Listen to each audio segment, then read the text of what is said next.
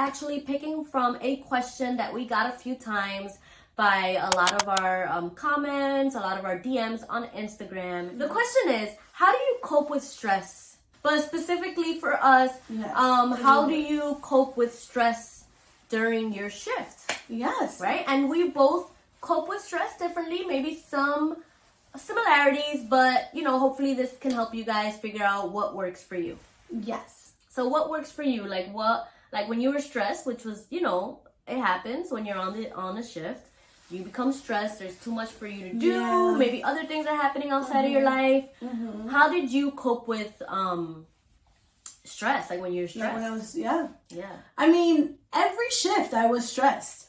I'll tell you that right now. Every single shift I was stressed out, very nervous, very overwhelmed.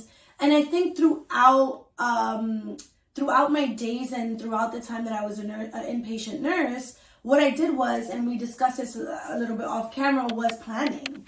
Like I would make a list of certain things that I needed to do, and also just being able to check off the things on that little list kind of made me like, okay, I have this under control. Like I'm a little bit, I like nervousness. I was anxious, but I was able to have a little bit of control through my little list. Like, let me go put in this IV. Let me go do this. Let me make sure I put in my I's and O's, and so I was able to check that off. Again, there was other times too then that I would be a little bit more stressed out and those lists wouldn't work for me. It was more like more stressful making a list. I sometimes would just go. Didn't realize I was that nervous until I got home. Right. But what about you? How did you cope with stress at work? Well, for me, I would say it's very similar. Once it became too much to handle off the top of my head of what to do, a list really helped me make sure I was doing, I basically just operated off the list. At this point, there's nothing else you could do but just go by the list of what you need to do. Unless, of course, another emergency happened, which hopefully that does not happen. But for most cases, I would just operate off the list, okay, this is what I have to do. Or the things that I know off the top of my head, I would do, then take a minute, sit down, and figure out, okay, what else do I have to do? Yes. And, I got to put in this IV, I got to hang this mat, I got to, let me do this. Also, depending on, let me do this real quick. It takes me 2 minutes. I could do that real quick, then focus on the other things. And I think as you become more of a seasoned nurse, it becomes easier for you to make the list and also prioritize which of those things on the list comes first. That really helped me settle down. I would say that it also helps for you to have good colleagues. In the beginning, we didn't work together. Nat worked night shift. Yeah. I worked day shift, so I didn't have Nat to oh man, I'm stressed out. Come help me do this, whatever. Yeah. We didn't have each other for at least the first year and a half of both our careers. Yeah. But I would say I did have some other great colleagues. I mean, not as good. But besides the point, they were great.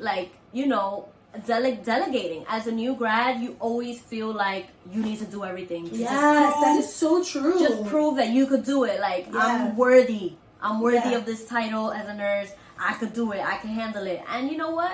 That's not good for you. Neither is it good for the patient. And, being patient with yourself. You know what? I need to delegate this. Yeah. Delegate this. And that really helps you calm down and just being okay with needing help. I think that's a big thing that was hard for me in the beginning. I just felt no, I could do it. The other nurse didn't ask for help, so I could do it. Yeah. I could do it. Don't compare yourself that way.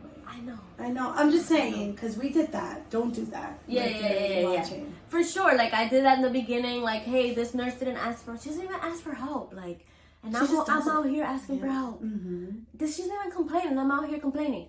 Yeah, you should not compare yourself. And I did that a lot in the beginning, and it weighs down on you. And I think that on the job, creating lists, planning, prioritizing does very much help with your stress in the moment. Yeah. But I know that you do a lot of things outside of work. Yeah, just because sometimes I felt myself taking that home, the stress home, and damn, I didn't do this, and I would feel bad for myself, and I would shit on myself pretty much. So what I would do then after, now that I realized, there was a lot of reading. A lot of reading occurred, a lot of YouTube watching, like how to cope with stress. This was one of the videos that I would watch as a new grad, like how can I better myself and things like that. So exercising was one of the things too that I ended up doing outside of work, just to kind of minimize my anxiety and how to breathe when I was overwhelmed. Right. How to take a moment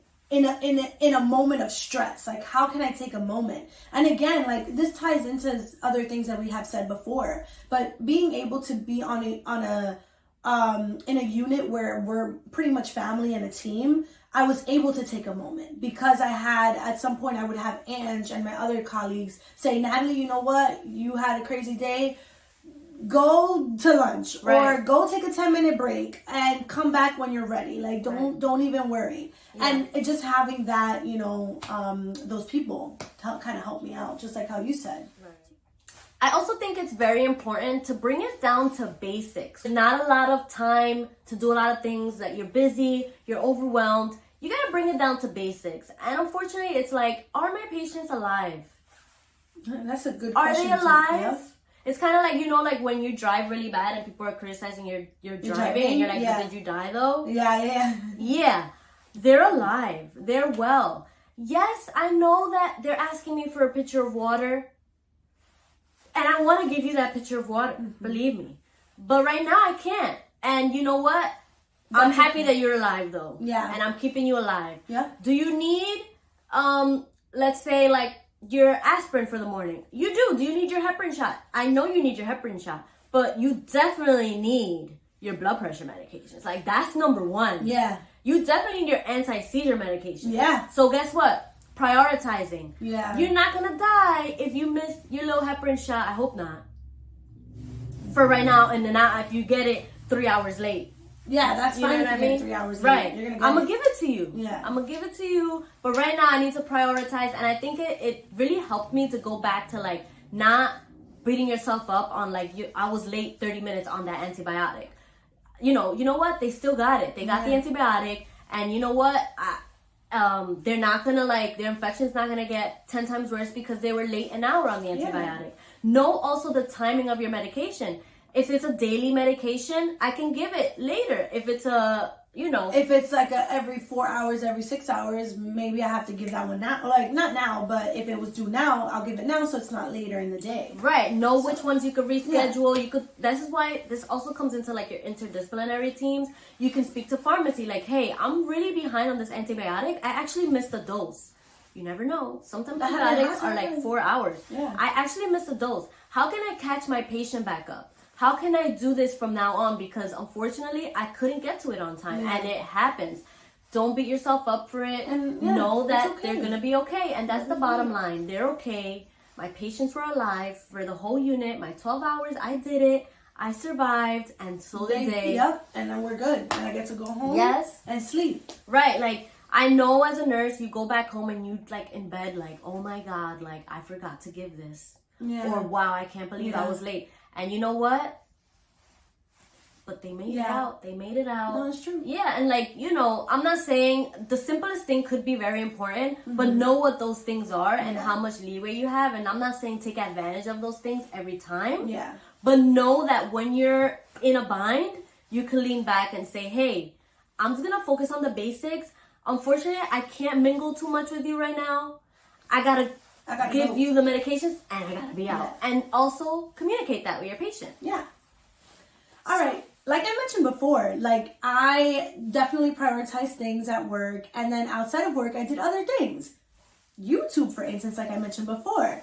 And, YouTube overall has helped me with my anxiety, with my things. And, before I used to like, comment, and subscribe to the people. Wow. Great insight. Great insight. What I tell you guys right now is like, comment, and subscribe to this channel. Just because I'm sure we're helping you with your anxiety.